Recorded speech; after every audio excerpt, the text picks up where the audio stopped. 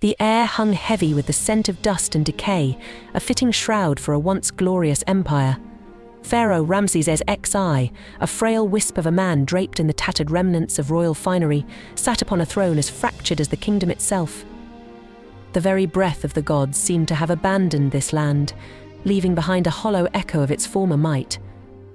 It was in this desolate twilight that Wenamun, elder of the portal of the Temple of Amun, received a task as monumental as the crumbling pyramids themselves to secure the sacred timber needed to rebuild the bark of Amun, the very vessel that carried the god himself across the celestial Nile.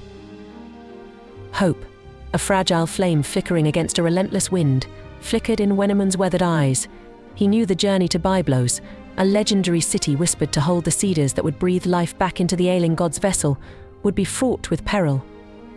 Yet, fueled by a lifetime of devotion and the desperate pleas of his people, he set sail aboard a rickety Syrian ship, its timbers groaning like the pleas of the forgotten.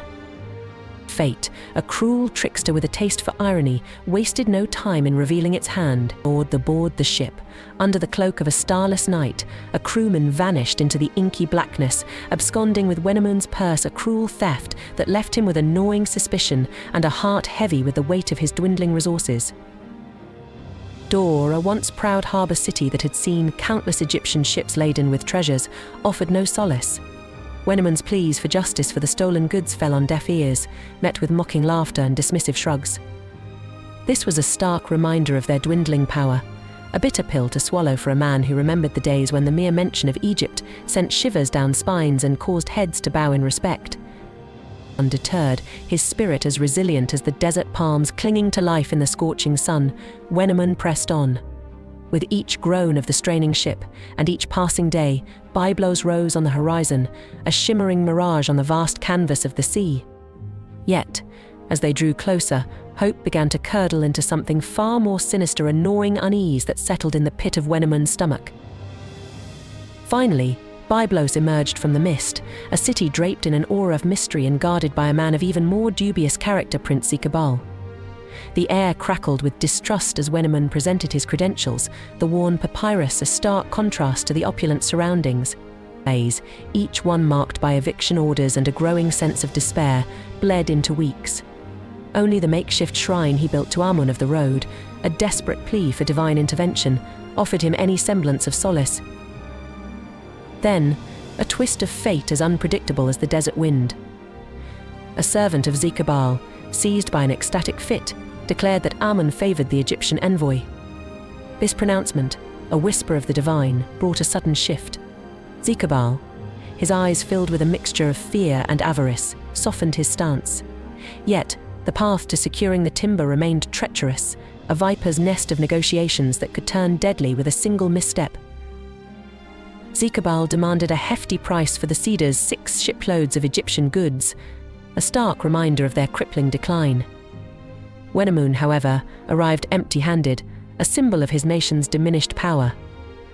But his spirit, fueled by unwavering faith in Amun, remained unbroken. His voice, though ragged from weeks of hardship, resonated with the conviction of 1,000 prayers. He declared that the god's favor was worth more than any earthly treasure, his words echoing in the opulent chamber like a challenge to the gods themselves. A tense silence followed, thick enough to choke on. Finally, after what seemed like an eternity, a glimmer of hope. Smendiz, the pharaoh ruling the north, heeded Wenamun's desperate pleas and dispatched a bounty of gold, silver, and valuables. With this offering, Zikabal relented, ordering the prized timber to be cut. Relief washed over Wenamun, a wave that threatened to drown him after weeks of relentless pursuit. Yet, the respite was a cruel mirage, a desert flower blooming only to be scorched by the relentless sun. Zikabal, with a parting warning etched in malice, spoke of treacherous seas and storms lurking beyond Byblos. A shiver ran down Wenamun's spine, a cold premonition of the trials to come. Setting sail, his heart hammered against his ribs like a trapped bird. As the sun dipped below the horizon, casting long, ominous shadows across the waves, a sudden tempest descended with the fury of a vengeful god. The ship, a mere toy in the churning sea, was tossed and battered, its timbers groaning in protest. Ropes snapped like taut bowstrings, sails ripped from their moorings, and the salty spray stung Wenamun's eyes like 1,000 angry bees. Men, weathered sailors hardened by years of battling the elements, shrieked in terror as waves the size of mountains threatened to engulf them. For days they were at the mercy of the tempest, hope dwindling with each passing sunrise. The meager rations they had dwindled, replaced by a gnawing hunger that gnawed at their bellies and spirits alike. Wenamun, clinging to a splintered mast, offered desperate prayers to Amun, his voice barely audible over the roar of the wind. Had the god forsaken him? Was this the punishment for daring to venture into these treacherous waters? Just when all seemed lost, on the horizon, a jagged streak of land emerged from the swirling mist. Relief, a fleeting sensation in this relentless turmoil, flooded Wenamun's weary body. But as they drew closer, hope curdled into a sour dread. The island, a jagged mass of rock and scrub, seemed to exude an air of hostility.